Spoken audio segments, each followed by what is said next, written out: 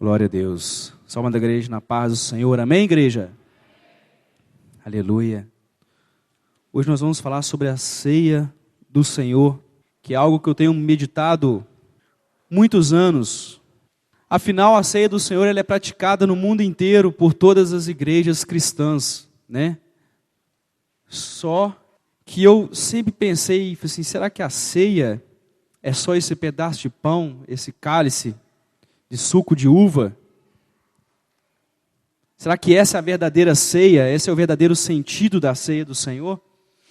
E pensando sobre isso, durante muitos anos eu comecei a questionar e comecei a viver os momentos que falavam da ceia. Abra sua Bíblia em Marcos capítulo 14. Marcos capítulo 14, a partir do verso 32. Então foram a um lugar chamado Getsêmani. Ali chegados, disse Jesus a seus discípulos: assentai-vos aqui enquanto eu vou orar. E levando consigo a Pedro, Tiago e João, começou a sentir-se tomado de pavor e de angústia. E lhes disse: a minha alma está profundamente triste até a morte. Ficai aqui e vigiai. E adiantando-se ali um pouco, prostrou-se em terra e orava para que, se possível, lhe fosse poupada aquela hora, e dizia: Abba, Pai, tudo te é possível, passa de mim este cálice. Contudo, não seja o que eu quero, e sim o que tu queres. Voltando, achou-os dormindo, e disse a Pedro: Simão, tu dormes? Não pudesse vigiar nem uma hora? Vigiai e orai, para que não entreis em tentação. O espírito, na verdade, está pronto, mas a carne é fraca. Retirando-se de novo, orou repetindo as mesmas palavras. Voltando, achou-os outra vez dormindo, porque os seus olhos estavam pesados e não sabia o que lhe responder. E veio pela terceira vez e disse-lhe: ainda dormis e repousais. Basta, chegou a hora. O Filho do Homem está sendo entregue nas mãos dos pecadores. Levantai-vos, vamos, eis que o traidor se aproxima. Pai, eu quero te louvar nessa noite. Engrandecido e exaltado seja o teu nome, Jesus. Porque te louvamos, ó Deus, porque foi o Senhor, foi o primeiro a chegar neste lugar. Quando o primeiro crente abriu essa igreja e entrou, o Senhor entrou com ele. E temos a certeza que o Senhor será o último a sair deste lugar, tocando e ministrando a tua palavra, a tua vida em cada coração. Por isso, Senhor, colocamos diante do Senhor a nossa vida. Colocamos sobre o teu altar o nosso coração, a nossa mente, a nossa alma, o nosso espírito, para que o Senhor possa nos inundar nessa noite, em nome de Jesus, transformando, ó Deus, o nosso pensar, o nosso agir, o nosso sentir. Senhor, coloca um muralha de fogo ao nosso redor e inunda este lugar com a tua glória, ó Deus. Inunda este lugar com a tua presença. Incendeia, ó Pai querido, toda influência demoníaca, ó Pai, toda agir de Satanás contra a mente humana, tentando desviar o nosso pensamento. Nós repreendemos na autoridade que há no nome de Jesus, mas levamos nosso pensamento cativo ao teu trono na graça e clamamos ao Senhor nessa noite. Fala conosco, Deus, que não seja voz de homem, mas seja a voz do Senhor, falando em cada coração, em cada vida nessa noite, para a honra e glória do teu nome, porque queremos crescer em tua presença, ó Pai, em nome de Jesus. Amém, Deus, aleluia. Poder sentar, amém, igreja? Glória a Deus. E eu comecei a pensar sobre a ceia do Senhor, porque a ceia ela é praticada no mundo inteiro por igrejas que se dizem cristãs, e todas elas participam, algumas uma vez por mês, outras toda semana, outras uma vez por ano, mas sempre há a partilha do pão e o cálice com o suco de uva. E aí, eu me indaguei, será que essa é a verdadeira ceia do Senhor? Será que esse é o verdadeiro propósito, o verdadeiro sentido da ceia, apenas comer um pedacinho de pão e um cálicezinho de suco de uva? E eu comecei a entender que a ceia não era apenas isso, não era apenas o pão, não era apenas o cálice, e também não era apenas um memorial. Ela é sim um memorial. A ceia ela é um memorial realmente do sacrifício de Cristo na cruz do Calvário. Mas ela não é apenas o memorial do sacrifício de Jesus na cruz. Cear é deixar que Cristo viva em nós. Cear é deixar que a vida de Jesus através de nossas vidas. Isso é a verdadeira ceia. E pensando sobre a ceia, para entender o que é a ceia, nós temos que voltar lá em Jesus. Quando Jesus ele se reúne com os seus apóstolos naquele local, ele chama os 12 naquela Páscoa, e cumpriu-se a última Páscoa, ali começou a ceia do Senhor. Só que Jesus estava diferente naquele dia. Jesus sempre alegre, sempre motivado. Naquele dia Jesus estava um pouco triste, um pouco abatido. Aí você poderia perguntar, mas por que, pastor, Jesus estava abatido naquele dia, estava um pouco triste? Porque Jesus ele já estava vendo o que ia acontecer com ele. Então naquele dia ele queria ficar perto dos seus amigos o maior tempo possível. Ele não queria se separar daqueles que ele passou 3 anos junto, ensinando, partilhando o pão, daqueles que viram os milagres acontecerem, dos seus discípulos que viram Jesus curando tantas pessoas, ressuscitando mortos, operando o milagre da multiplicação dos pães, dos peixes. Ele queria estar com seus amigos o tempo todo, o máximo possível.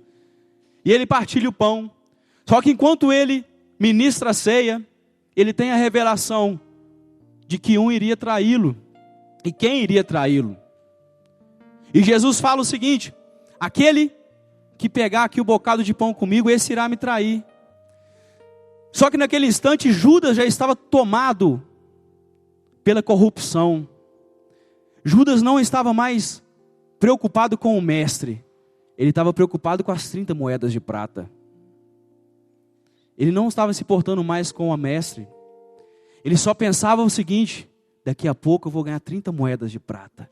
Eu vou ganhar 30 moedas de prata. E não percebeu quando Jesus falou: aquele que toma um pedaço de pão comigo é o que me trai. Judas nem ouviu e pegou o pedaço de pão junto com Jesus.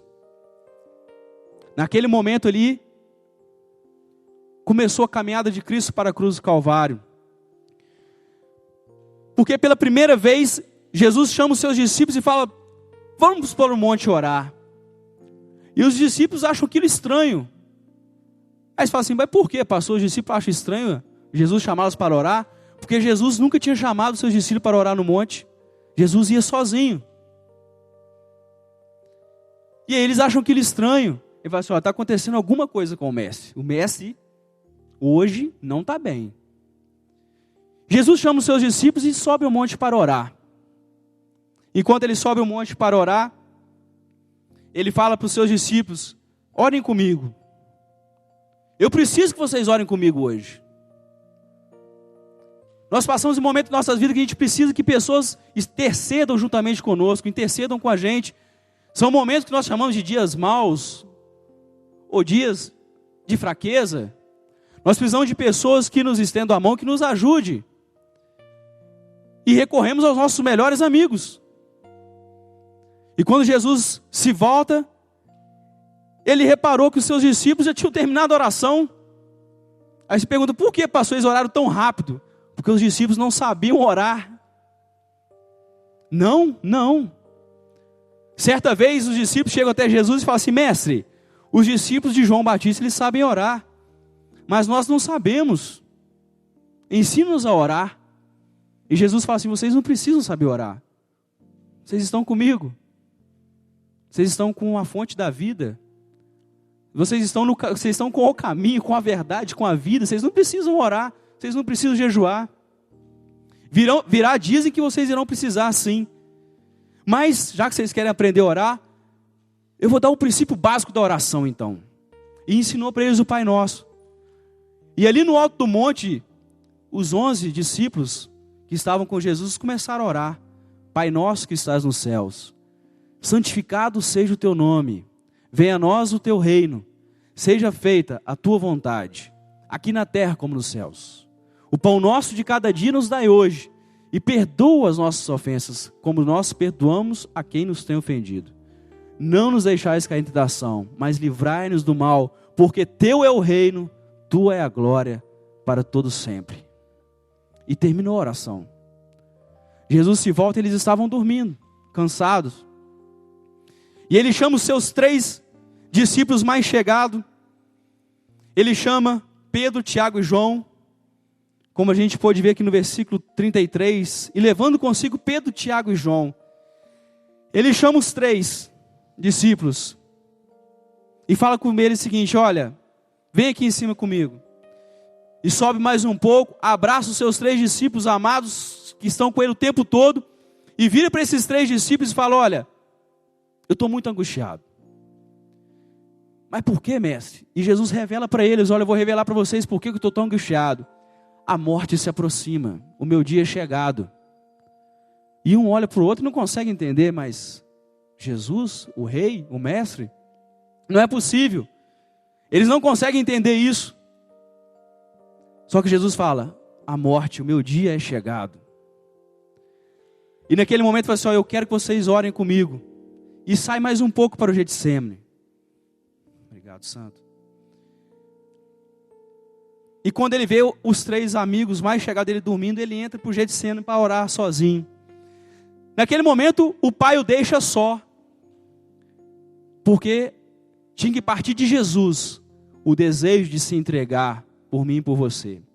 E quando ele entra no Getsemane, ele começa, porque ele era Deus, ele é Deus, e ele começa a ter visão da cruz. E ele começa a enxergar todo o sofrimento que ele passaria na cruz. E aquilo começa a trazer uma angústia muito grande no seu coração, porque ele começa a enxergar as chicotadas, ele começa a enxergar o momento da crucificação, ele começa a enxergar o pecado de todos nós sendo lançado sobre ele, e ele começa a não suportar. E a sua pressão arterial ela aumenta muito. Só que ele não teve uma parada cardíaca. Por ele não ter uma parada cardíaca, o que aconteceu? Seus capilares se romperam devido à sua alta pressão de angústia, e ele começou a suar gotas de sangue. Muita gente fala assim: isso não é possível. A própria ciência comprova que isso é possível sim. Se a pessoa estiver numa angústia, num momento terrível, e ele não tiver um infarto, porque essa pressão é tão grande que ele tem uma parada cardíaca, e ele não tiver uma parada cardíaca, a sua pressão aumenta tanto que rompe os seus capilares. Então seus capilares debaixo da sua pele subcutânea, eles arrebentam, e ele começa a transpirar gotas de sangue. Naquele momento, ele tem um momento de recuo, e fala: Pai, afasta de mim. Eu sei que podes tudo, o Senhor pode tudo. Por isso eu te peço, afasta de mim esse cálice. Só que no momento que ele fala isso, você pode ver aqui, ó, no versículo 36, e dizia: Abba, Pai, tudo te é possível, passa de mim este cálice. Ponto e vírgula. O que é um ponto e uma vírgula? Não é só uma vírgula, é um ponto e vírgula. Ponto e vírgula é um momento que você toma uma respiração na frase, para você completar a sua frase. É um momento que dá para você pensar e refletir. Naquele momento ali, sabe o que aconteceu? Jesus estava vendo o sofrimento da cruz. Quando ele acaba de falar para Jesus, para Deus o livrar daquele momento, ele olha através da cruz e ele enxerga a minha vida, ele me vê. Ele vê você. Quando ele te vê, ele fala assim: vale a pena.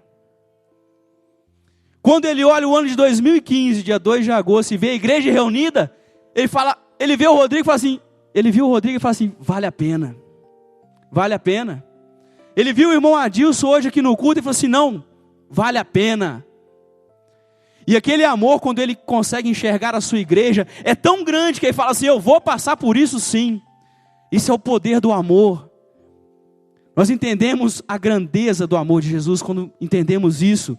Quando ele olha através da cruz e naquele momento de sofrimento, quando ele vacila e quase sai do ministério dele, ele fala assim, ele consegue enxergar cada um de nós e fala assim: não, vale a pena. Pela igreja vale a pena. Por aqueles que eu amo vale a pena sim. E ele se levanta todo poderoso. Lá em 2 Coríntios 12, 10 Paulo fala: por isso sinto prazer nas minhas fraquezas, nas minhas injúrias, porque quando estou fraco é que eu sou forte. Olha que interessante, pastor Davi. É no momento de fraqueza eu me glorio, porque é quando eu estou fraco é que eu sou forte. Estar fraco é um momento passageiro. É estar. Eu estou pregando aqui, daqui um pouquinho não estarei mais. Mas eu sou o pastor. Quando o culto acabar, eu vou continuar sendo pastor.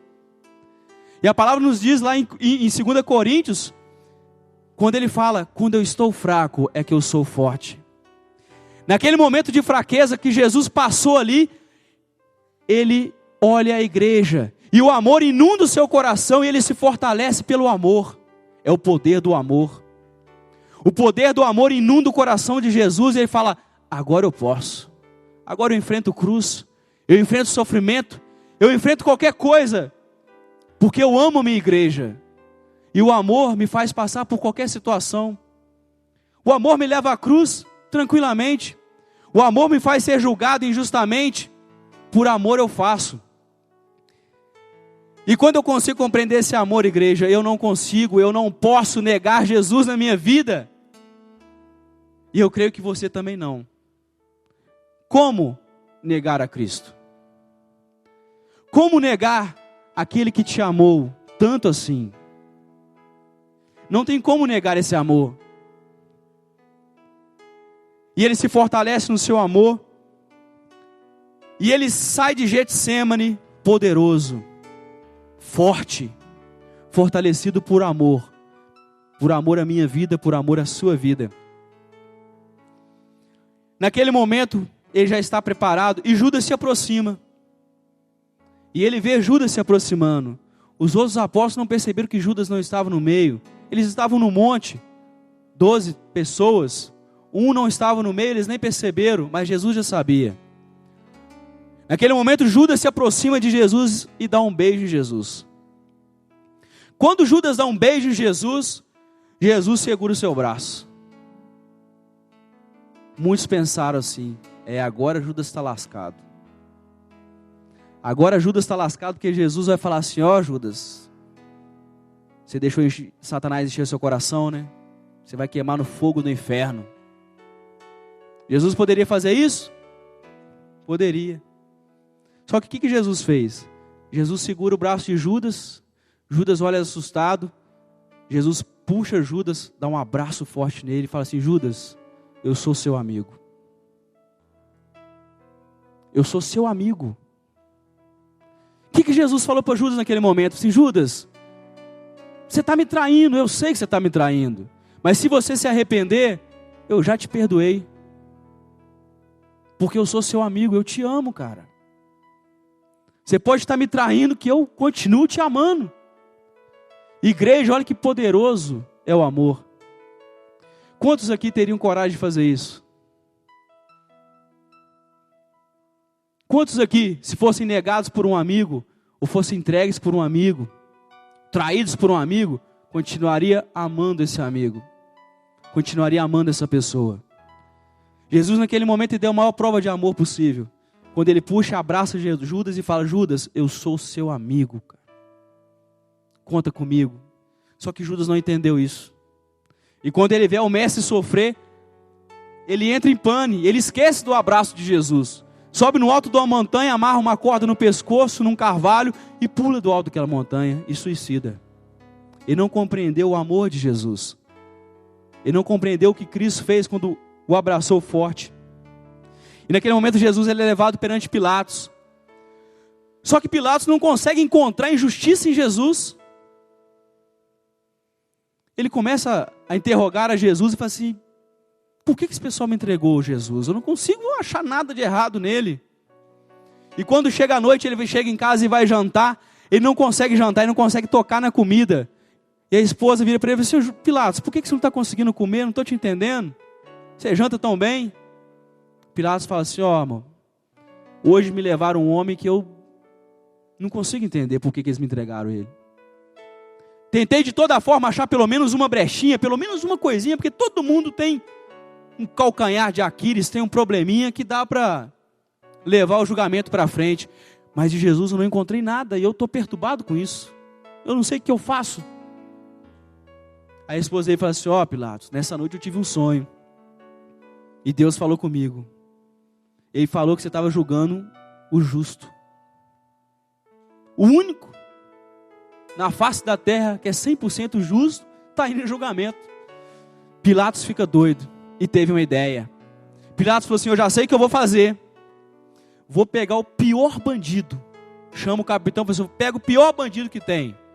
Ah, é Barrabás. Ladrão, homicida, tal. Beleza.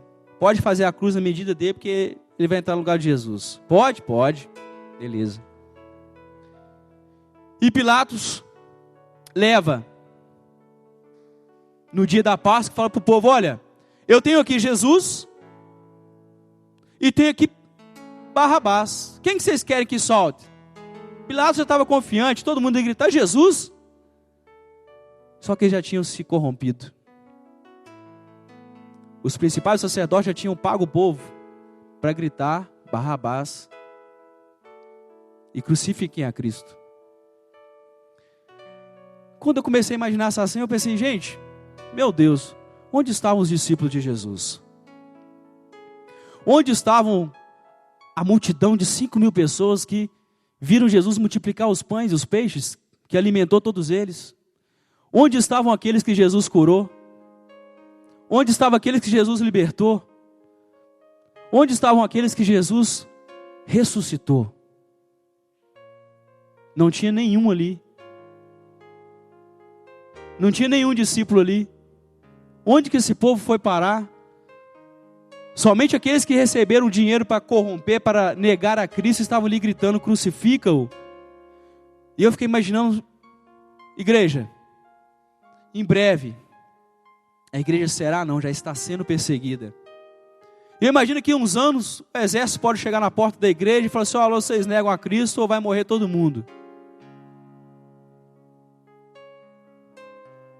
Quem aqui vai permanecer fiel? Amém. Glória a Deus. Quem vai falar assim: ó, pode matar, mas é Jesus, eu não nego. Esse amor eu não nego. Esse amor eu não consigo negar, eu não posso negar. Mas muitos, se o exército chegar aqui, sairiam correndo, como aconteceu com Jesus lá no passado. E somente aqueles que receberam para negar a Cristo ficaram e falaram: crucifica-o, crucifica-o.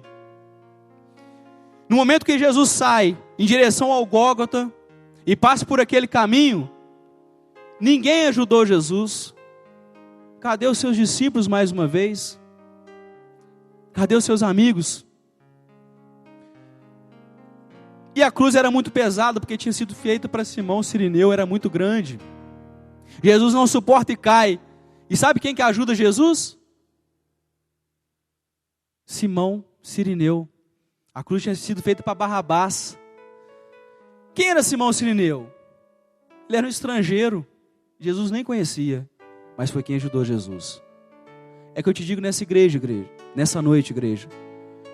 Você pode passar por momentos que você pode se sentir sozinho, desamparado e precisar de alguém te ajudar. Deus vai levantar alguém para te ajudar. Pode não ser um amigo, pode não ser uma família, mas Ele vai levantar alguém para te ajudar. Deus, Ele sempre coloca alguém no seu caminho para te estender a mão, para te ajudar na sua caminhada, para te fortalecer. Porque a caminhada da vida sem ninguém, sozinho, é muito difícil.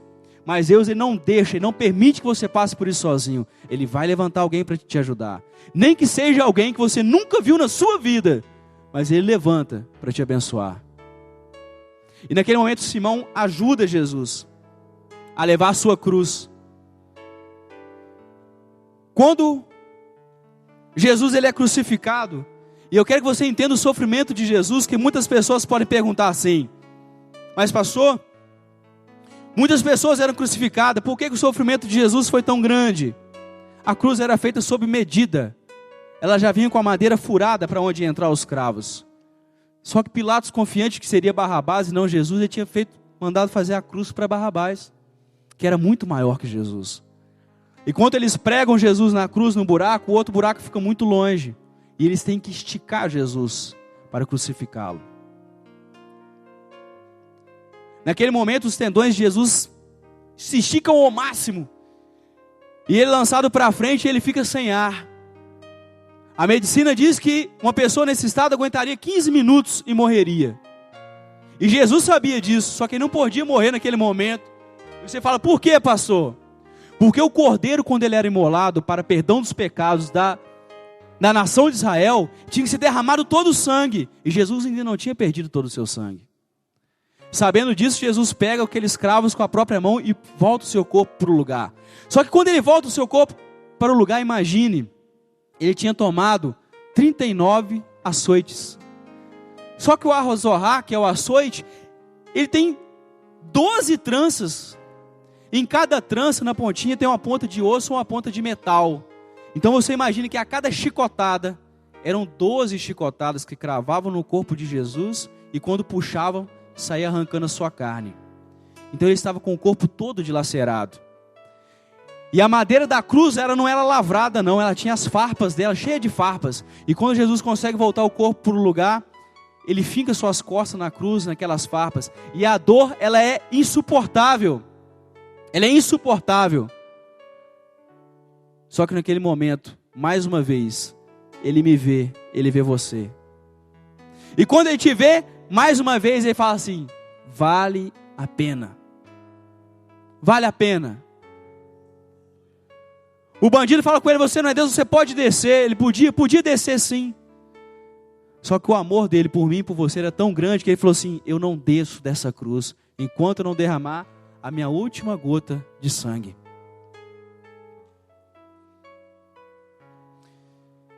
Quando Jesus, naquele momento de dor, ele olha procurando algum apoio, porque Deus Pai tinha o deixado. Aí fala assim: mas Deus é mau? Não, Deus não foi mau não. Só que o princípio da salvação do Cordeiro é ele se entregar por cada um de nós. Se Deus Pai tivesse ali o abençoando, o ajudando, não seria um sacrifício. Só que ele fica sem apoio nenhum. E quando ele olha para baixo da cruz, sabe quem ele vê? Ele vê Maria, sua mãe, e vê João, seu irmãozão, seu amigo. Nesse momento eu entendi o seguinte: todo mundo pode te abandonar, mas a sua família, ela não te abandona. A família é a base de tudo. A família é o princípio divino para crescimento e sustento de toda a sociedade. A família, nesse mundo, ela é tudo. Ela é o mais importante que você tem. Se todo mundo te abandonar, o seu pai e a sua mãe, eles não te abandonam. Por isso, amado, homem, valorize a sua esposa, ame a sua esposa, dedique-se a ela. Mulher, ame o seu marido, dedique-se ao seu marido. Filho, respeite o seu pai, ame seu pai e sua mãe, porque eles nunca vão te abandonar. Você pode ser perseguido lá fora, você pode ser perseguido pela sociedade, no seu trabalho, na sua área de estudo, onde você estiver, a sua família, ela não te deixa. Eram os únicos que estavam ali aos pés da cruz. Era sua mãe e seu irmão. Valorize a sua família. Lute pela sua família. A família é a base de tudo. Antes de existir família, quando só existia um homem, Deus falou assim: ó, falei uma ajudadora para ele constituir uma família, porque não tem coisa melhor nesse mundo que a família. E falou com ele: ó, crescer, multiplicáveis e enchei a terra. O princípio da família é tremendo. É um amor que ultrapassa qualquer entendimento, igreja.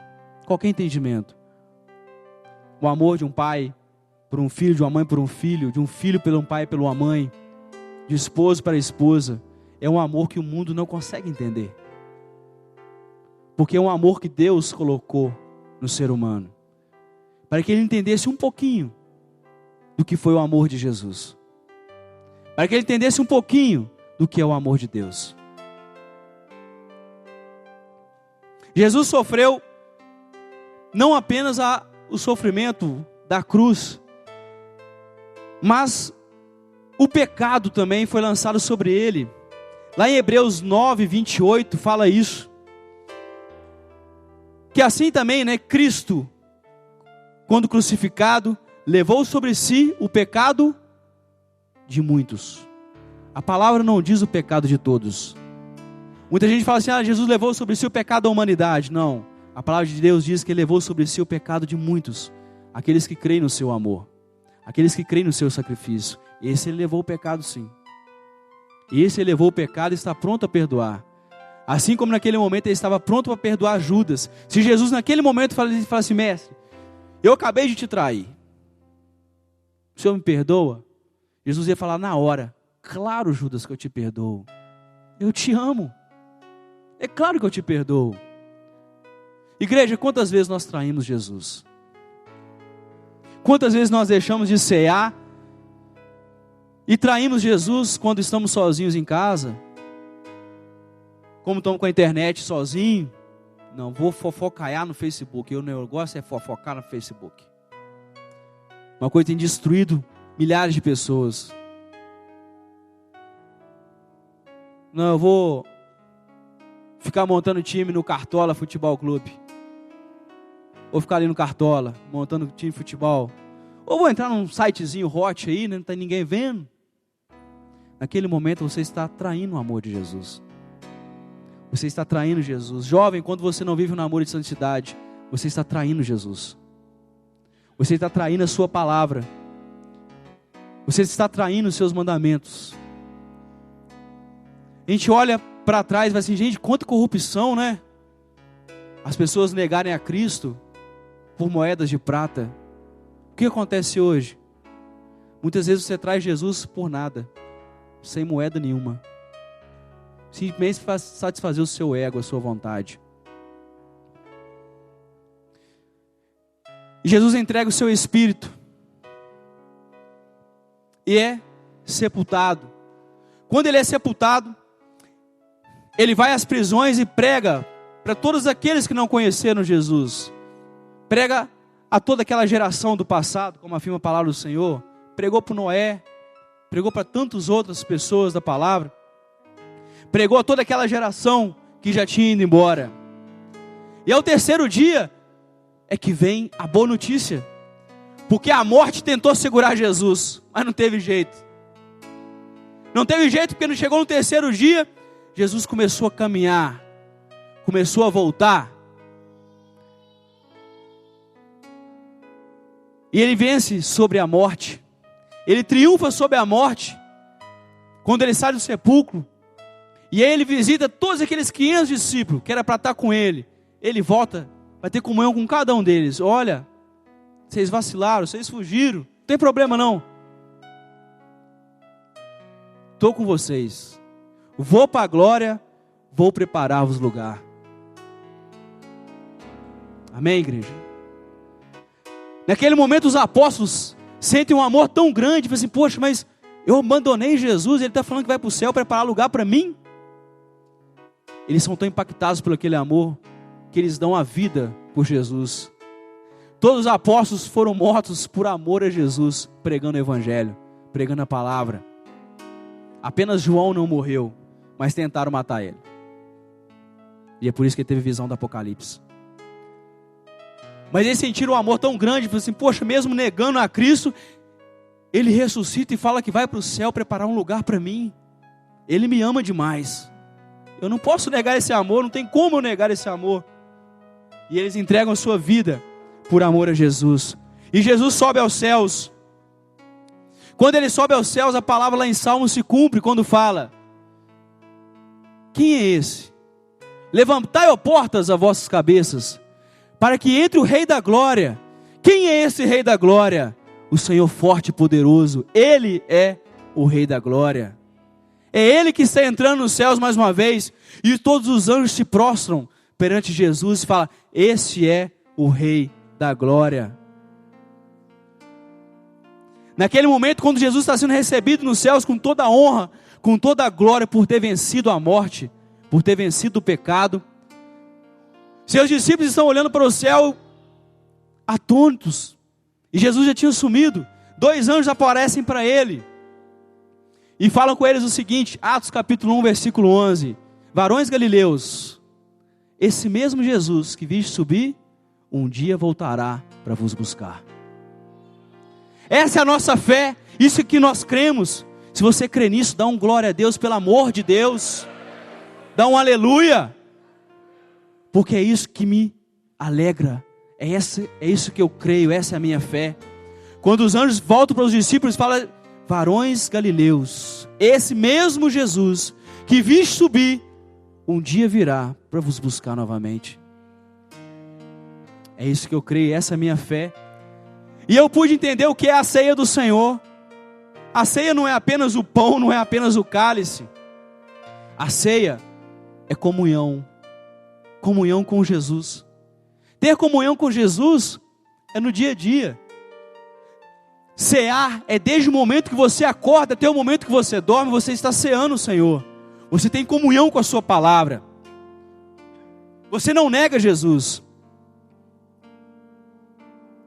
Quando você é fechado no trânsito, o que você fala? Você salta uma palavra de bênção? Você está ceando? Quando você está sozinho em sua casa, você está ceando? Quando estava só você e sua namorada, vocês estão ceando? No trato com a sua esposa, com seus filhos, você está ceando? A ceia, igreja, ela é diária. A ceia, ela é todo momento. Nós ceamos em todo momento de nossas vidas. Em todos os instantes. A comunhão, ela tem que permanecer. A comunhão com Cristo, ela tem que ser constante. Ela tem que ser todo momento. Um dia eu estava em Belo Horizonte, me parece que não sei se era com o Clinch, a gente foi fazer o exame. E um camarada veio e fechou a gente lá em Belo Horizonte, trânsito louco. E o cara pegou e ainda xingou ainda. Todo errado. Eu falei assim, é agora, né? Só que eu estava em jejum, graças a Deus. Eu olhei para ele, amigo, você me desculpa. O cara estava com a cara de bravo pro meu lado, ele voltou o rosto e fez assim, foi embora. Que cara deve falar assim, esse cara é doido. Eu errei, fiquei bravo para poder sair bem na fita. O cara olha para mim e pede desculpa. O que eu te digo nessa noite é o seguinte. Uma vez foi a Rafaela que me falou essa frase, eu achei ela tremenda. A ação mostra quem você quer ser. Só que a reação é que mostra quem você verdadeiramente é. Quando eu ajo, eu planejo para agir. Mas quando eu reajo, não. A reação ela é no momento, ela é instantânea. A reação que mostra quem você verdadeiramente é. Como que você reage perante a dificuldade? Como que você reage perante o trânsito, perante o seu trabalho? Como que você reage quando você está em família e só você crê em Jesus e começa aquelas conversas, aquelas piadas imorais? Como que você reage? Vou entrar na gozação também, tem ninguém da igreja aqui? Não, o principal da igreja está ali sim, Jesus. Jesus, ele está ali. Você não precisa negar a igreja, não. Negar ou deixar de negar a igreja, você não pode negar é a Cristo. Então a reação é a ceia. Eu tenho que cear todos os momentos da minha vida. A todo instante da minha vida eu estou ceando ao Senhor. Como que você reage quando você sente que Deus não está agindo na sua vida? Igreja, eu quero trazer uma revelação para você nessa noite. Nós estamos num planeta desse tamanhozinho aqui, ó. A ciência mostrou que na nossa Via Láctea, que é a nossa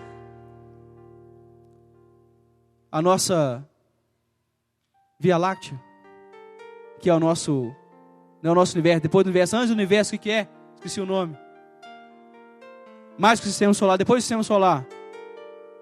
É o quê? Galáxia, aí ó, tem uns irmãos afiados aí, glória a Deus. A ciência mostra que na nossa galáxia tem 100 bilhões de planetas. E a Terra está lá no meio. Se eu falar, Hermes, acha o planeta Terra aqui no meio da galáxia, der o mapa da galáxia, sabe quando você vai encontrar? Nunca. 100 bilhões de planetas. Só que o universo, meu amado, tem 100 bilhões de galáxias. Ou seja, a Terra é um nada no meio de uma imensidão tremenda. Só que Deus lá de fora do universo, isso é que a ciência não consegue entender. De fora do universo Ele olha e te vê. E acompanha você com os olhos todo dia, todo instante. Aí você fala assim, Deus não está agindo na minha vida. Ele está agindo sim, igreja. Deus, Ele nunca parou de agir. Deus, Ele age desde quando Ele criou o universo. Ele sempre agiu Ele nunca deixa de agir na sua vida. Quando você acha que Deus não está agindo, Ele está agindo sim. Só que às vezes não é o seu momento, não é o momento dEle. Deus ele tem a grandeza, Ele tem a especialidade de transformar o caos em algo tremendo. Você vê lá em Gênesis capítulo 1, quando fala que havia trevas, a terra era sem forma e vazia, não tinha nada. Aí depois de 6 dias, ele vira e fala assim, e viu Deus que era tudo o quê? Bom não, era muito bom. Era algo muito bom. Então ele pegou o caos e transformou em algo muito bom. Se existe um caos na sua vida, se existe um caos na sua família, Deus ele é especialista em transformar esse caos em algo muito bom, em algo tremendo, em algo grandioso. Essa é a especialidade de Deus, e é isso que Jesus faz. E é por isso que temos que cear em todo momento da nossa vida. Desde o momento que eu levanto, até o momento que eu me deito, eu estou ceando. Quando eu cuido da minha família, eu estou ceando. Igreja, o maior discipulado que existe é o discipulado de um pai para um filho. Discipule o seu filho. Não deixe o mundo discipular o seu filho. Ceie com ele. Tenha comunhão com o seu filho. Porque o mundo tem levantado tantas coisas para destruir a família. E o próprio Jesus na cruz do Calvário, ele mostrou para a humanidade que não existe coisa maior do que a família. Porque quando todo mundo abandonou ele, a família ficou. A família permanece. A família não teme a morte. Ela vai ficar com você. Então discipule o seu filho. Pai, mãe, discipule o seu filho. Quem ensina o caminho que deve andar a criança não é a escolinha da igreja. Não é a célula. Isso ajuda. Quem discipula e ensina o caminho para o seu filho é você. Você chegar perto de Nicolas e falar assim, Nicolas, você conhece a Branca de Neve, o 7 Nãozinho? Eu vou falar com você, o que é isso? Nunca ouvi falar. A Bela e a Fera? Também não. E Davi e Golias? Ah, isso eu conheço. Ele gosta demais de Davi. Ele acha tremendo Davi pequenininho ter derrubado o gigantão. Pede para contar, conta a história todinha. Pedro, André, Tiago e João no barquinho? Ih, gosta demais. Quando Jesus falou, papai, ele puxou, tinha peixe na rede, sentia demais. Tinha tanto peixe que eles não estavam nem aguentando puxar mais. Acha muito bacana. Então à noite, pai e mãe, em vez de contar a história de, sei lá de quem, da mulher que tinha o cabelo comprido. O que é isso? Raio de cabelo que não acabava mais. Conta história bíblica. Fala de Jesus para ele. Sabe por quê? Quando ele crescer, ele não vai se desviar do caminho do Senhor. Ele vai permanecer inabalado na rocha. Porque ele vai crescer sabendo que a rocha verdadeira é Cristo. Que Jesus é a fortaleza dele, a muralha dele. É quem o fortalece, é Cristo. E é isso que nós temos que fazer com nossos filhos. Jesus se entregou por mim, por isso não posso e não consigo negar esse amor. Eu manifesto o meu amor a Jesus quando eu creio, quando eu compartilho de sua vida em mim, através dos meus atos, através dos meus pensamentos e através do meu agir. Isso é o que eu chamo de tríade do poder do Evangelho. O Evangelho tem um poder transformador. E a tríade do poder do Evangelho é quando você muda a sua forma de pensar, a sua forma de agir e a sua forma de sentir. Esse é o poder do Evangelho, esse é o poder que eu creio, é o poder da palavra. O poder da palavra ele tem que mudar. Se você não mudou a sua forma de pensar, se você não mudou a sua forma de agir, se você não mudou a sua forma de sentir, tem alguma coisa errada, meu irmão. Tem alguma coisa errada. Você precisa aceitar esse amor de Jesus na sua vida. Você precisa compreender que sem esse amor de Jesus, você não vai em lugar nenhum. Os dias na terra passam, como diz a palavra do Senhor, né, Tiago? São como a flor da erva, que ela cresce, desabrocha, seca. Seca-se a erva e cai a sua flor, mas a palavra do Senhor permanece para sempre. O que permanece para sempre é a palavra do Senhor, é o nome de Jesus. É a única coisa que permanece para sempre. Por isso, Ele é a nossa ceia.